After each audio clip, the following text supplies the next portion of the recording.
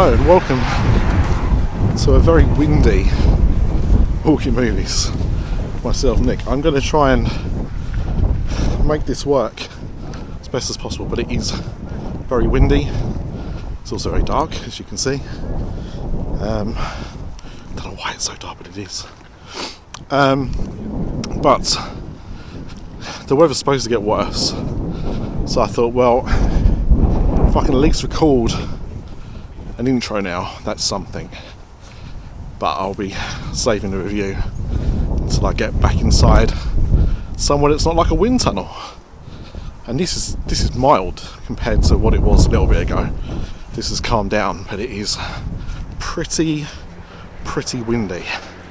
So what am I off to see today? Well, as discussed, I've bitten a bullet and I'm on my way to go and see Aquaman 2 something Kingdoms.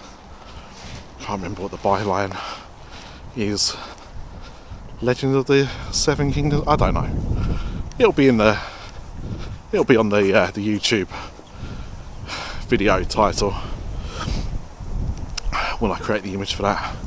So I was thinking earlier about when I saw Aquaman, the first Aquaman film, and I remember it well because I saw it in a very strange double bill, because it came out the same day that Into the Spider-Verse came out, and I saw both of those films on the same day. I saw Aquaman first, and then after that film finished I had about a half-hour break before Into the Spider-Verse started.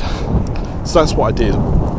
And although they were both superhero films, they were both very different superhero films. And not just because one was live action and one was animated. I mean, just in general, like, everything about them was different. And I really wasn't much of a fan of Aquaman. And across the DCU, I'm not a huge fan. There's been certain films that I've enjoyed. I was just thinking about which ones I enjoyed. Like, so I quite enjoyed the first Wonder Woman. I liked the first Shazam. I liked James Gunn's Suicide Squad. But a lot of the other films just wasn't a fan of. And I have always been a bit down on the DCU. I always preferred Marvel Comics as a kid, but, you know, a good film's a good film, and I just don't think, personally, a lot of them are very good. I neglected to mention the Batman, because that's not part of the DCU, even though it is a DC film. And this is the last one. This is the last film in the current version, the James Gunn-less version of the DCU. So it's a weird film in where it kind of sits or who it's for, because it's done. Like, this is it. Once this film comes out, we're going to have another reboot of the DC Cinematic Universe, and probably a new Aquaman, among other things. So yeah, this is the last hurrah, I guess. But going back to the first Aquaman, I wasn't a huge fan. I thought it was a bit silly, but not in a fun way like Shazam was. I thought the effects of them actually underwater were great. First time I'd really seen anything like that, and I thought that was really good. But there were bits when I was doing fights in underwater, like, spaceship boats that just reminded me of Tron, but not in a good way. And overall I just found the film to be a bit but it was one of their biggest hits. Like, it made over $1 billion. It had a long run at the box office, even though I didn't rate it. And so here we are with round 2. So look, my expectations are low, and sometimes that'll work in a film's favour. When the first Aquaman came out, I was kind of like a bit in the middle. But with this one, with how I felt with the DCU films this year, Flash and what was the other one? Shazam 2, of course, which are both awful. My expectations are lower than they probably would have been for this film. And I'm not going to talk about the politics of it, but, Amber Heard as Princess Mira, I guess, I thought was awful as well. Forget about all the stuff that's gone on since and whether or not you think she was lying or she was telling the truth. It's a little bit irrelevant. I just don't think she's a very good actress in general. I remember her being a low point of the first film, so I am kind of hoping that she's not in this one too much. But yeah, I don't know. It'll be interesting to see how I feel about it, how the effects look, and what they're going to do to tie things up, if they're going to tie things up. I mean, as I said, this is going to be the last film in this part of probably just over a decade's now worth of DC films, and then we get to start afresh in a couple of years with James Gunn's. It's not just James Gunn, but he's like the co-head of the new DCU. But what he wants to do with these characters, and who's going to stay, who's going to be changed. I reckon there's going to be a lot of changes. I don't think many of the actors will be brought back, based on what's been said so far. And I know that they've even said about Jason Momoa possibly playing someone like Lobo, which would be a good fit. But again, I don't know if that's just hyperbole or there's some legitimacy to those things. But there's been enough talk. It's time for the main event, to paraphrase even Mark Henry on an episode of Rampage. I will be back once I'm home, having seen Aquaman 2 Electric Eel Boogaloo. That's what they should have called it. Jesus Christ. What is it with these film companies? But yeah, I will give you my thoughts once I'm home, and see you later.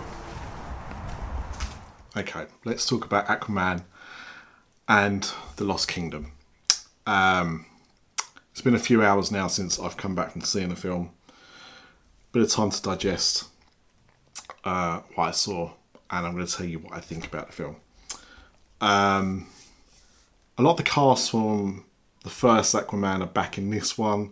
So Jason Momoa, Patrick Wilson, Amber Heard, Yahya Abdul-Mateen II, Dolph Lundgren, Nicole Kidman, and Tamura Morrison, which I think is right, and if not, I apologise if he's listening. They're all back in this film. Only a couple of new additions to the cast in this one. One plays a major part in the story. The other one is a very brief cameo. Randall Park plays kind of like a henchman character in this film. And Martin Short plays some kind of weird fish creature. And I recognised the voice, and I couldn't quite work out where, and I said to myself, I think it sounds like Martin Short, but I wasn't sure until the credits, and then he pops up. Weirdly, even though he's in the film for about a minute, or so his voice is in the film for about a minute, he was about 4th or 5th build in the credits. Very bizarre. But look, Aquaman, quickly, where does it rank this year in terms of DC films? So this year I've seen Shazam, Fury of the Gods. I've seen The Flash. I didn't see Blue Beetle. I still haven't seen Blue Beetle. And in this film, Aquaman and the Lost Kingdom. I think it falls kind of in between those two films that I have seen. It's not great. It's not great. I'm not going to pretend that it's a great film or that it's even a good film. It's a very average film. and I thought there was lots of problems with the film.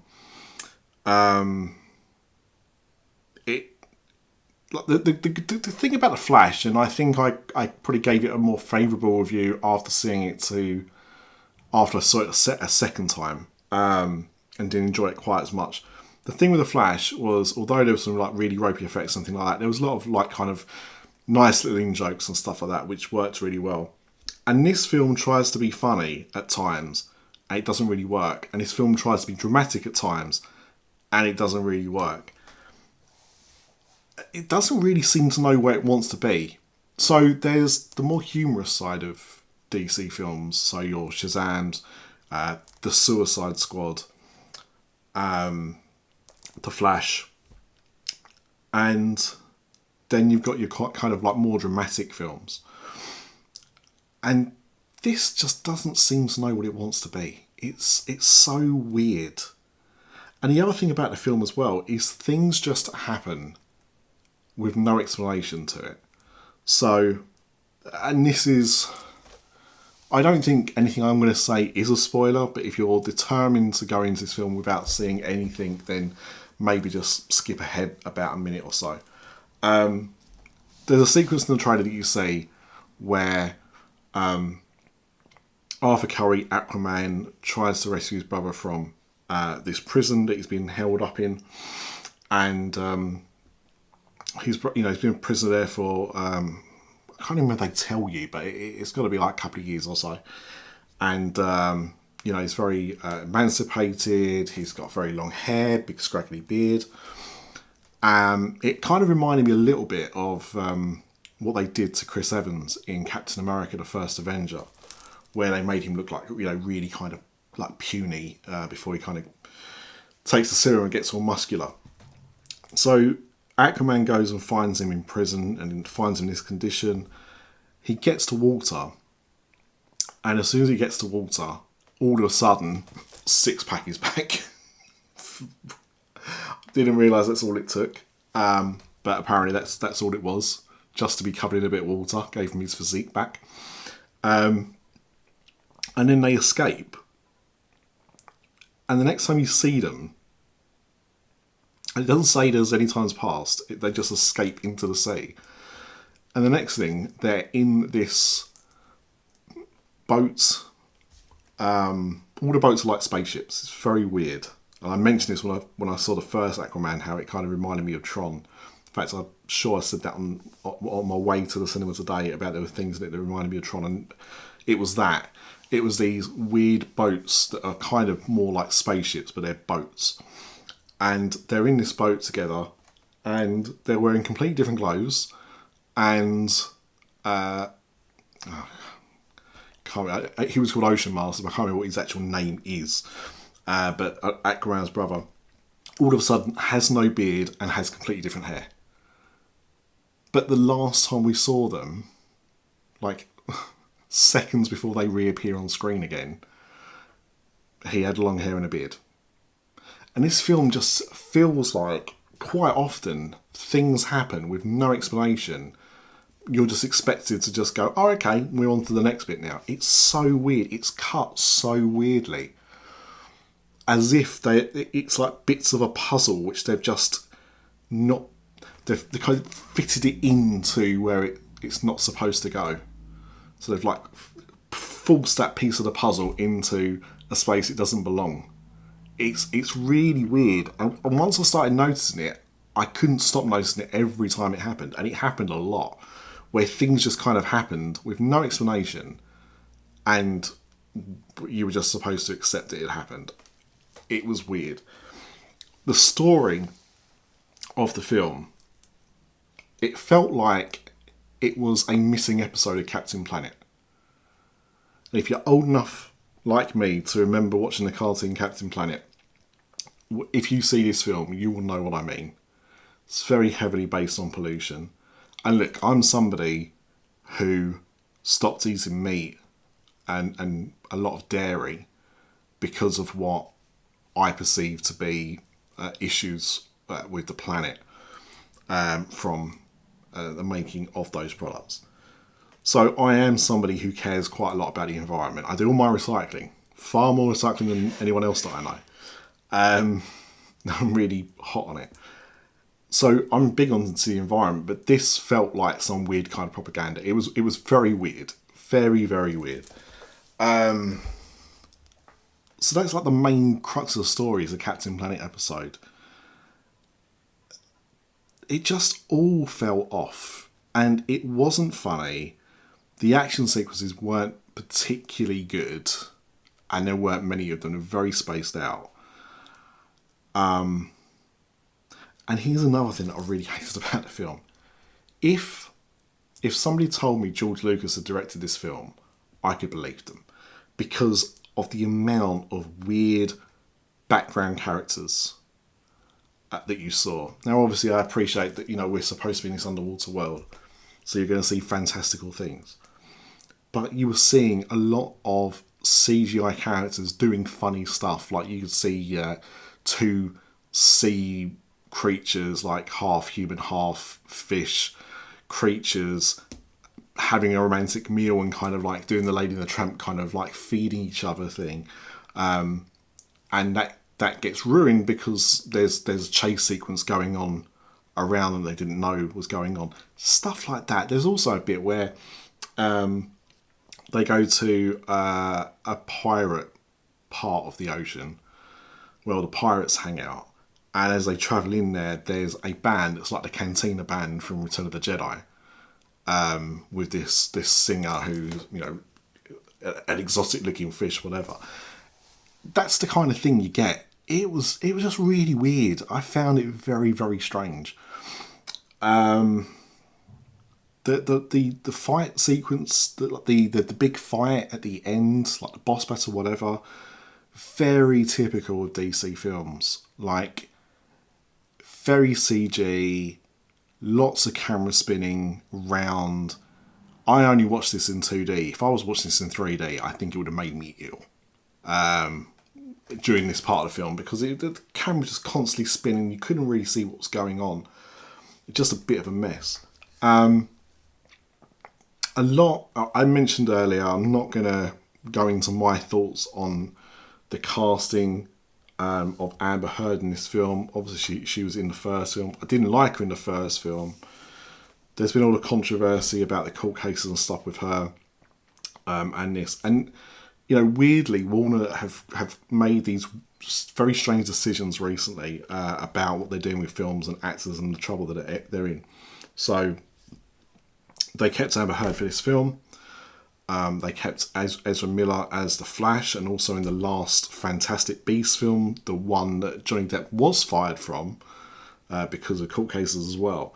So they're very weird in what they choose, who they choose to hire and fire for their films. There was lots of talk around the court case about if the court case had affected her role in this film, and I think one of the things was during the court case, it was brought up that her part was cut down considerably because of this ongoing court case. Now, I don't know if that's true. What I can tell you is she hardly speaks in this film. She must have less than 5 minutes worth of dialogue, but she has. That's not even... that you can't even dispute that. She has got less than 5 minutes of dialogue. She's probably got about 5 minutes of screen time in total. And considering this is supposed to be a film about family, or certainly about Aquaman's family, she's really not in it. She's really not in it. And I don't know, maybe it was her part being cut out a little bit. I don't know. I kind of got the impression, because of how the story was going, that she wasn't going to feature very much anyway. This seemed to be very much a film about Aquaman reconnecting with his brother, who in the last film he had, replaced as king of Atlantis and got imprisoned. And in this film, it's them teaming up together to defeat Black Manta. So I don't think that's the case. I think this was always going to be a film where she was going to have a smaller role than the first film.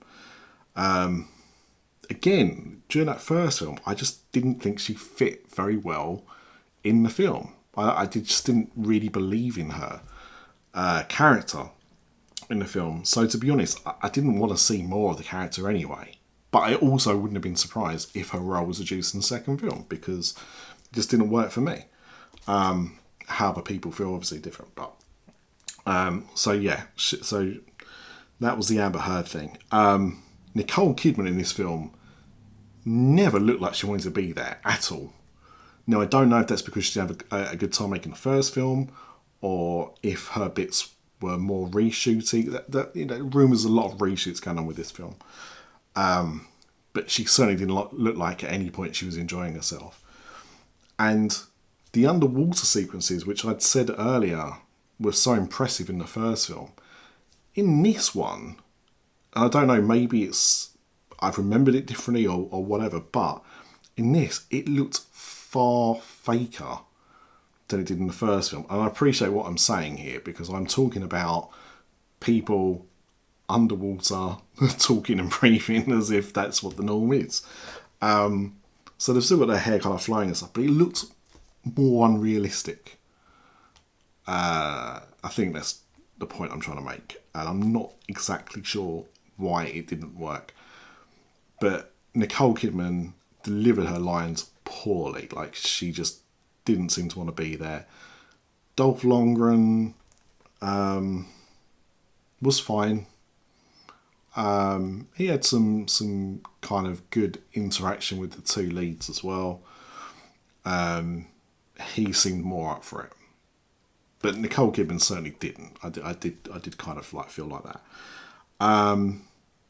But yeah, look, if you like the first Aquaman film, you're probably going to want to see this, and depending on how much you liked it, you might enjoy this as well. I don't think it's as complete as the first film is. I don't think the fights are as good. I don't think the story is as good. I don't think any of the sequences, like the action sequences, are as good as they were in the first film either. It was quite empty when I saw it this early evening. The jokes didn't land. No one laughed at the jokes, and that will be dependent, right? Comedies, different people find different humour in things, but no one laughed at the jokes, the clear jokes at least, at my screening. So I can't recommend this film, but if you like the first Aquaman, you probably will get something out of it. But I don't think you'll enjoy it as much as you did the first time round, considering how long there's been between the two films. And I think as well that impending knowledge that this is the end of the DCU as well. Like, this was the last film scheduled in, what's been the DCU. There's that in it as well. There was a mid-credit scene. It was awful. Absolutely not worth your time waiting for at all. It's a callback to a previous joke, which also wasn't particularly funny the first time round. I don't know if there was one after the credits. I did see there was one mid-credit scene. I'd read that, so I didn't stay for the end. But yeah, would I recommend you go and see this movie, depending on how much you like the first Aquaman? If you love the first Aquaman, go and see this. Maybe you'll get more out of it than I did. If you didn't think the first Aquaman was that good, then I wouldn't rush to see this at all. And I mean, I can't even say, even if you like the first Aquaman, you should rush to go and see this at the cinema, because I don't think it's worth that. I don't think it's worth that. Score, I'm going to be generous and give it a 5. That's how I feel right now. And that is being generous, because I was thinking about a 4. But, it was fairly competent. Momoa looked like he was having fun, even if most of the cast didn't. I just wish the film had been better. I wish the story had been better. I wish the structure of the film was better and it made more sense, but it didn't. And so here we are. So, yeah. That's my thoughts on Aquaman. Aquaman 2. Electric Eel Boogaloo. That's what I should have called it. So that is it for this side of Christmas. They are showing Die Hard on Christmas Eve. I've never seen it on the big screen, but I can almost guarantee there'll be no decent seats left. I've left it too late to book. I had a look at The Boy and the Heron when that opens on Boxing Day, and it's only being shown in the smallest screen, one of the smallest screens at the cinema. It's like a 30-seater. They're showing a dubbed version once a day. They're showing a subtitled version twice a day. Some days they swap that around. Either way, I am pissed off. Because I wanted to see my first Studio Ghibli film at the cinema in a proper screen. These 30-seater screens that they've got at my local cinema are tiny.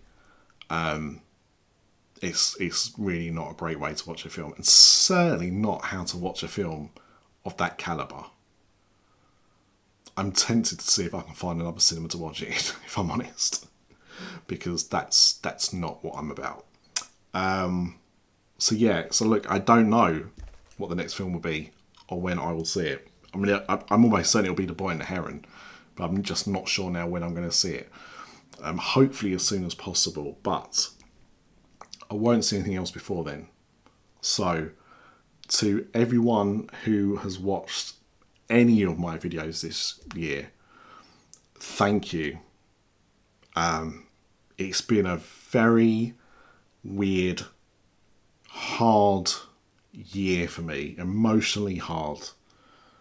I've been all over the place, and the fact that I've had to kind of start doing things from scratch, almost starting this anew again, and start with nothing, and slowly building up a very small audience. I thank each and every one of you for that.